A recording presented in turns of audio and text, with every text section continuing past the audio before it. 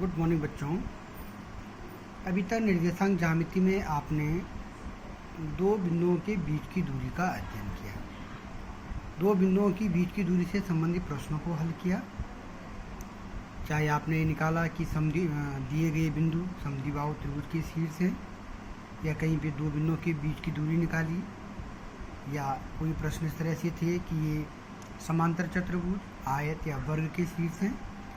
इस तरह के सारे प्रश्न आपने दो बिंदुओं की बीच की दूरी के आधार पे हल किए। अब हमारे पास इसी क्रम में आगे की जो एक्सरसाइज है बच्चों, इसमें आता है त्रिभुज का क्षेत्रफल। त्रिभुज का क्षेत्रफल हम कैसे, जब हमको निर्देशांक दे रखे हों तो कैसे हम उसका क्षेत्रफल ज्ञात करें, उसके लिए देखो मैं आपको फॉर्मूला निकालना बताता हूँ। पहले फॉर द एग्जाम्पल हमने बनाया एक त्रिभुज ए बी सी। त्रिभुज के तीन शीर्ष होते हैं, ए बी तीन शीर्ष हो, सी तीन शीर्ष हो गए।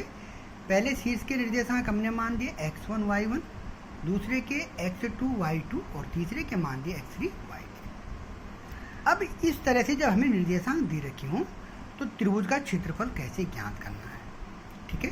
तो इसके लिए सूत्र की जरूरत पड़ेगी। सूत्र कैसे बनाना है बच्चों, ध्यान देना है आपने कि त्रिभुज के जो निर्देशांक हमको दे रखे हैं उनके निर्देशांकों को इस तरह से लिख लीजिए, x1 y1, x2 y2, x3 y3 और फिर पहले वाले निर्देशांक को एक बार रिपीट कर दीजिए, x1 y1। आगे समझ में सूत्र बनाना है, ध्यान रखना है, त्रिभुज का क्षेत्रफल बराबर 1/2। 1/2 कांस्टेंट है, इसको पहले लिख लेना है। फिर बड़ा ब्रैकेट लगा दीजिए और तो सूत्र बना दीजिए। देखो कैसे, x1 y2, इस तरह से देखो तिरछी लाइनें खींच रखी है मैंने, x1 y2 plus x2 y3 plus x3 y1। देखो बच्चों वही आया है। फिर माइनस, अब ये उल्टे में ले लीजिए, माइनस फिर ब्रैकेट बना लीजिए। ब्रैकेट के अंदर आएंगे सारे के सारे, छोटा ब्रैकेट ये मैंने बना दिया, y1 x2 y2 x3। इसको आप ऐसे भी लिख सकते हैं, देखो जैसे हमने लिखा y1 x2 y2 x3 y3 x1 और ब्रैकेट को फिर क्या कर दीजिए, बंद कर दीजिए और फिर बड़ा ब्रैकेट लगा दीजिए। ठीक है बच्चों, सूत्र निकालना आ गया। देखो हमने पहले क्या करना है, त्रिभुजों के निर्देशांक को इस तरह से लिख देना, x1 y1 x2 y2 x3 y3 और फिर पहले वाले ही शीर्ष के निर्देशांक को दोबारा लिख दी, x1 y1। सूत्र निकालना है, त्रिभुज का क्षेत्रफल बराबर 1/2, बड़ा ब्रैकेट लगा लीजिए, फिर छोटा ब्रैकेट शुरू कीजिए, फिर इस तरह से x1 y2 x2 y3 x3 y1। देखो ये तिरछी लाइनों में इसको गुणा कर रखा हमने, और फिर माइनस, फिर उल्टा कर दीजिए, y1 x2 y2 x3 y3 x1। ये आ गया। ये बीच में ऋण चिन्ह जरूर ध्यान रखिए। अब इसको और सरल करके बच्चों आप इस तरह से बना सकते हैं। ये भी इसी को सरल कर दिया हमने, भाई ये माइनस चिन्ह है, ये ब्रैकेट है, तो ब्रैकेट के बाहर अगर ऋण चिन्ह हो तो अंदर के चिन्ह बदल जाते हैं। ये सब देखो, ये धन था, ये धन था, ये धन था, तो सब क्या हो जाएंगे, ये ऋण में आ गए। फिर अब और सरल बनाना है, जो आपकी किताब में फॉर्मूला है, तो बच्चों क्या कर लो, x1 वाले पदों को एक साथ लिख लो, x2 वाले पदों को एक साथ लिख लो और फिर x3 वाले पदों को एक साथ लिख लो। लिख दिया हमने। अब क्या कर लो, त्रिभुज का क्षेत्रफल 1/2 तो बाहर है ही, बड़ा ब्रैकेट, x1 इन दोनों में कॉमन आ गया तो y2 माइनस y3। इस सूत्र को भी आप आसानी से याद रख सकते हैं, प्लस x2 बाहर ले लेंगे तो y3 माइनस y1, फिर प्लस x3 बाहर ले लेंगे तो y1 माइनस y2। याद कर, इसको आप सिंपली याद भी कर सकते हैं। देखो x1 है तो अंदर y2 माइनस y3, दूसरे वाले पद में x2 है तो y3 माइनस y1 आ जाएगा, मतलब इसमें y2 नहीं आएगा। फिर अगले वाले में x3 है, यहाँ पे y3 नहीं आएगा तो आएगा y1 माइनस y2। सबसे अच्छी विधि तो यह है बच्चों कि आप इस तरह से सीखें और अपने आप सूत्र बनाना सीखें, ठीक है। अब भूलता भी नहीं आदमी, इस तरह के शीर्ष लिख लीजिए और उसके बाद सूत्र लिख दीजिए, तो त्रिभुज का क्षेत्रफल आप आसानी से ज्ञात कर सकते हैं।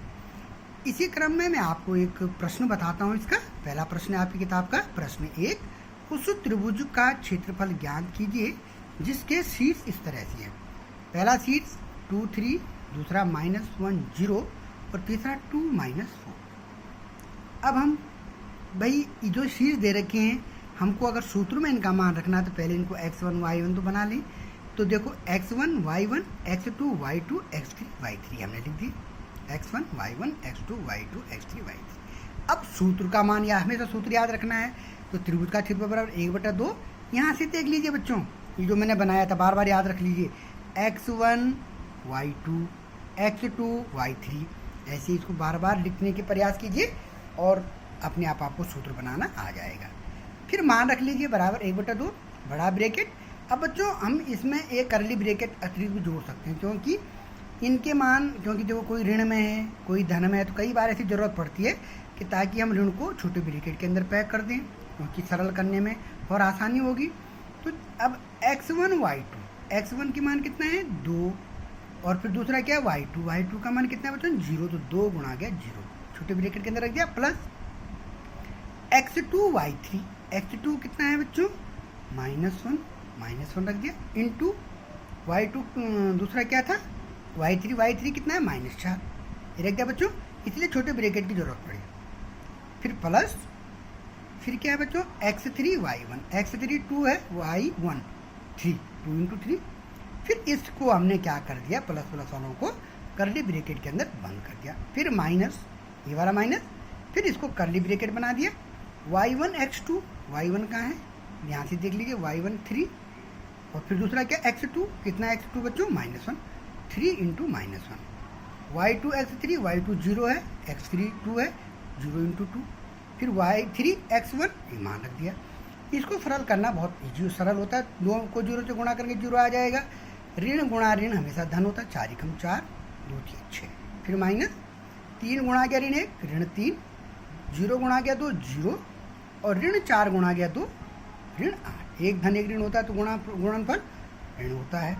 अब इसको सरल कर लीजिए तो ऋण चिन्ह है ब्रैकेट के बाहर, तो ये अंदर के सारे चिन्ह बदल जाएंगे, या इसको सीधे अंदर ही हल कर लीजिए, तो ऋण 3 धन ऋण 8, क्योंकि 0 के वैल्यू तो कुछ होती नहीं है, तो ऋण 11 हो जाएगा। ठीक है, इसको हम लिख सकते हैं, और ऋण 11 है तो ऋण का धन हो जाएगा, तो 10 धन 11, तो 1/2 10 धन 11 बराबर 21/10 11 21, और ये 2 है 21/2। अब क्षेत्रफल है, क्योंकि क्षेत्रफल की इकाई क्या होती है बच्चों वर्ग होती है ना, तो वर्ग इकाई, ये त्रिभुज का क्षेत्रफल आ गया। ठीक है, ओके भाई, इस वीडियो में इतना ही, फिर अगला प्रश्न अगले